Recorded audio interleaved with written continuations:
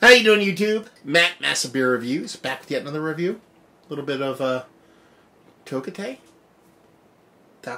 time in a form of Pueblo Vida Brewing's Tokitae or Tokitae. I have no idea, but what I do know is this is a Northwest style India Pale Ale. Very curious about that one. This comes courtesy of Eric. Thank you very much, brother. He was out in Ohio and moved down to the AZ to Arizona, and he sent a box of goodness off. So thank you very much, brother.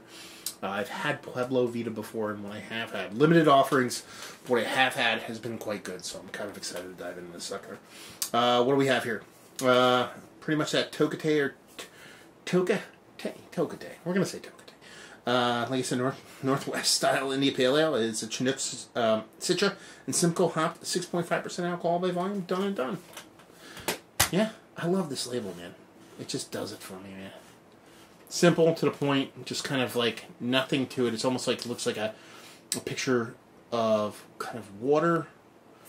It looks like you're going into like a, there's islands in the background, you're in water. And it's kind of distorted and fucked up. Could be something else. It could be a blurry picture of granite, for all I know. But I really like it. Really like the styling on it. And Pueblo Vida, like I said, the limited offerings I have had from these guys has been pretty damn good stuff. So, yeah, this is dark. I get the idea of the Northwest style India Pale Ale. I assume they're going for this kind of New England version of the kind of West Coast IPA, and that's kind of what it looks like, to be perfectly honest with you. It's got a pinky finger of infinite creamy head.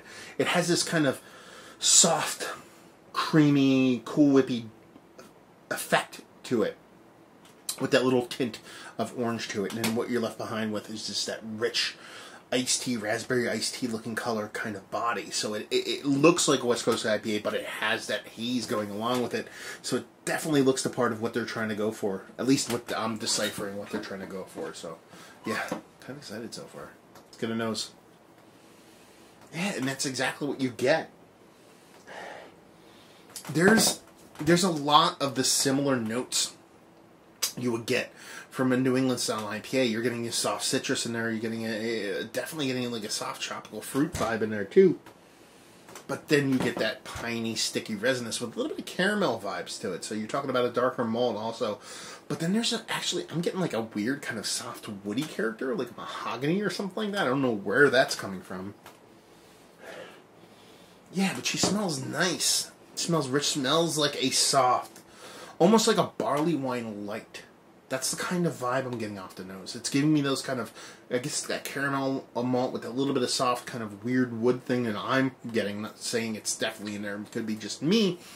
But it's giving me a kind of like, okay, almost like a celebration ale. A little bit of an aged Sierra Nevada celebration ale. Those kind of vibes. Yeah, it smells good. It smells soft. Doesn't smell sweet nor overly sweet nor overly bitter. It smells like a nice balance to it. It smells like it's going to be pretty explosive in the taste, and I'm going to tell you right now, if this mouthfeel isn't creamy and delicious, I'm going to be, I don't know what I'm going to be, but we're going to talk about it. Cheers. Yeah. It's got this soft, creamy mouthfeel to it, almost to the point of Doppelbock. Has this soft creaminess to it. That caramel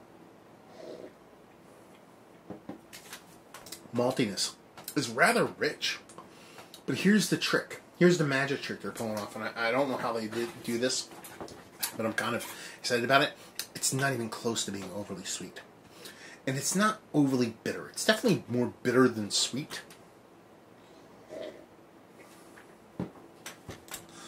but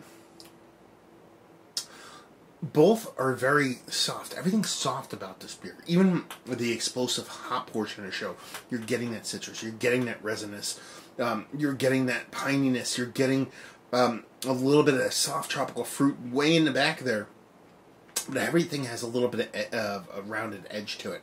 Not to say it's not impactful, but it has this little bit of softness to it, which marries perfectly with the mouthfeel, which comes off super creamy, super delicious. It's probably more like a New England style IPA as far as mouthfeel goes, when you throw in that added dollop of that little bit of caramel malt, or a decent amount of that caramel malt, enough to kind of give you those the subtle, soft, barley wine light vibes it just ends up coming off softer, off a little bit creamier, because you're so used to these very jarring, very strict, very, very pointed flavors when it comes to a lot of West Coast IPAs. You're just not getting it here. You're getting all the good stuff without that sharp bitterness. People love the sharp bitterness. So I'm not sitting here saying this is like a superior product, but it's just taking that marriage of the New England style IPA and then marrying it so well with what the West Coast does that them calling it a Northwest style India Pale Ale is so apropos, it's not even funny. Yeah, I dig it. I think it's fantastic. I think it's a really cool way to show off hops and that East Coast marrying the West Coast. We always talk about that, or at least I do.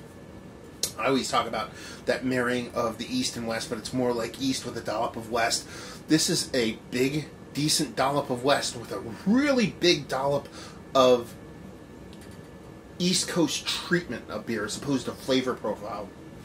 You're getting bits and pieces of East, but it's more how the New England style of beer is produced with all those West Coast flavors. I think it's fucking killer. This is a really fun beer. This is probably one of the funner hazies, and this is a hazy.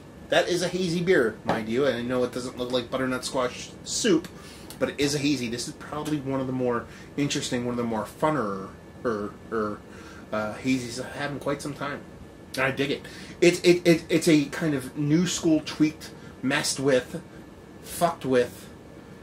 fuckduckery version of Celebration Ale. But it's the New England style version of Celebration Ale.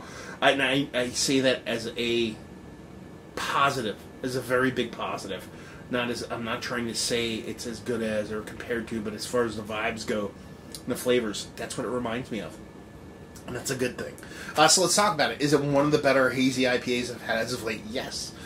Just love the changeover, the switch to that West Coast style with the East Coast hazy treatment. Works for me. Value and availability, no idea. Maybe Eric can chime in or somebody out down there, Pueblo, Vida way. And leave you with, if you like, what will you like this beer? If you like West Coast IPAs, but you pine for the East Coast hazies, or you just like Celebration Ale and you wish it got the hazy treatment, you're going to be... Listen, if you like the way... I don't want to get on a tangent here, but there's a lot of like curmudgeoniness when it comes to new school beers. I can get that way.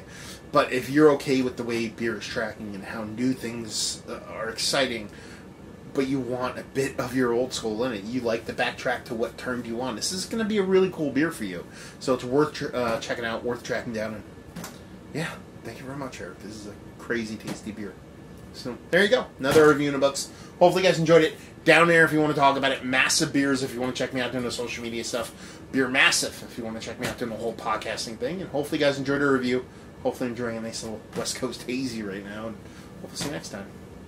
Cheers.